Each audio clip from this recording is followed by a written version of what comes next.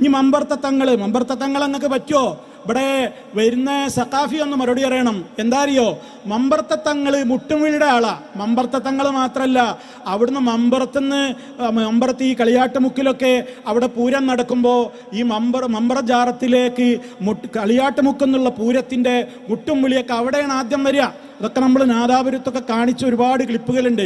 ജാറങ്ങളിൽ band മേളം, അതുപോലെ തന്നെ കരിമരുന്ന്, ചെണ്ടമുട്ട് പോലെയുള്ള എല്ലാ തോന്നിയാസങ്ങളും ഇവർ നടത്തുന്നുണ്ട്.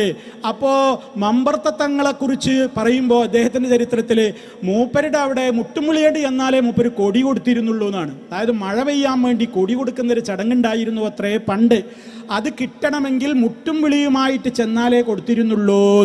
അതിപ്പോൾ ഒരു സഖാഫിമാർ അംഗീകരിക്കോ? നമ്മൾ നേർച്ചയിലെ ഈ കൊട്ടും വിളി മുട്ടും വിളിയൊക്കെ പറഞ്ഞാൽ അലവി സഖാഫി അടക്കമുള്ള എല്ലാവരും ഇങ്ങനെ പറയും, അതൊക്കെ ഞങ്ങളുടെ പേരിൽ ഞങ്ങളൊക്കെ പണ്ടേ എതിർത്തതാണ്, ഞങ്ങൾ അതിനൊക്കെ എതിരാണ്, മുജാഹിദുകൾ പച്ചക്കള്ളം ഞങ്ങളുടെ പേരില്ലാത്തത് പറയാണ്. പറയാൻ വരട്ടെ. കാരണം നിങ്ങളുടെ ശാലിയാത്തി ഇല്ലേ, കോഴിക്കോട് ശാലിയാത്തി എന്ന് പറയുന്നൊരു തെന്നിന്ത്യൻ മുഫ്തിയാണ്. 4 മദ്ഹബിലും ഫത്വ കൊടുക്കാൻ മാത്രം ഇൽമുള്ള ഹോജയാണ് നിങ്ങളുടെ ഭാഷയിൽ.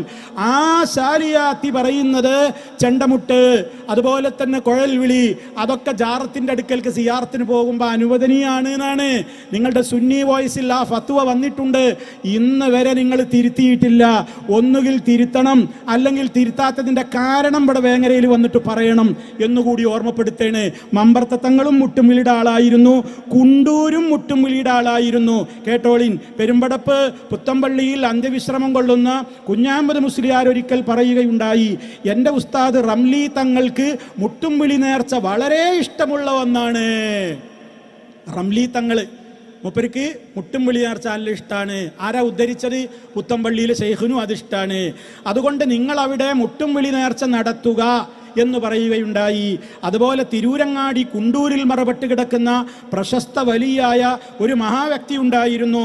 ബഹുമാനപ്പെട്ടവർ എല്ലാ മുട്ടും വിളി നേർച്ചകൾക്കും പോകുന്ന ആളായിരുന്നു. രണ്ടാമത്തെ ആളായി. ഇവരൊക്കെ വിധി എന്താണെന്ന് പറയണം. നിങ്ങൾ പറയണത് ഇതൊക്കെ ഹറാമാന്നല്ലേ അലവി സഖാഫി? നിങ്ങളിതൊക്കെ ഹറാമാന്ന് നിങ്ങൾ പറഞ്ഞു എന്നല്ല പറയണത്. എന്നാ ഇവരൊക്കെ ഇതിൻ്റെ ആൾക്കാരാണ്. അതുപോലെ മമ്പുറം ഖുതുബുസ്സമാൻ സയ്യിദ് അവറുകളുടെ അടുക്കലേക്ക് അവിടുത്തെ കൊടി വാങ്ങാൻ ചെന്നപ്പോൾ അവിടുന്ന് പറയുകയുണ്ടായി, മുട്ടും വിളിയില്ലാതെ വന്നാൽ കൊടി തരില്ല. അതുപോലെ അടുത്തത് കേട്ടോ, ഒക്കെ പരിസരത്തുള്ള പ്രദേശങ്ങളാണ്. അതുപോലെ വാളക്കുളത്ത് നിന്നും മടപ്പള്ളി ശുഹദാക്കളുടെ നേർച്ചയിലേക്ക് മുട്ടും വിളിയായി പെട്ടി പോവട്ടെ എന്ന് അന്നത്തെ സമസ്ത പ്രസിഡന്റ് അബ്ദുൽ ബാരി അവറുകളോട് സമ്മതം ചോദിക്കപ്പെട്ടപ്പോൾ, നിങ്ങൾ പോയിക്കൊള്ളുക, മമ്പറത്തപ്പാപ്പാക്ക് വളരെ ഇഷ്ടമുള്ള കാര്യമാണത്, ഇതെല്ലാം ചരിത്രം അന്വേഷിച്ചാൽ ഏവർക്കും മനസ്സിലാക്കാവുന്നതാണ്, നിങ്ങൾ എഴുതിവിട്ടതാണ്, പറയണം വിധി. മറുപടി നോട്ട് ചെയ്ത് വെച്ചോ.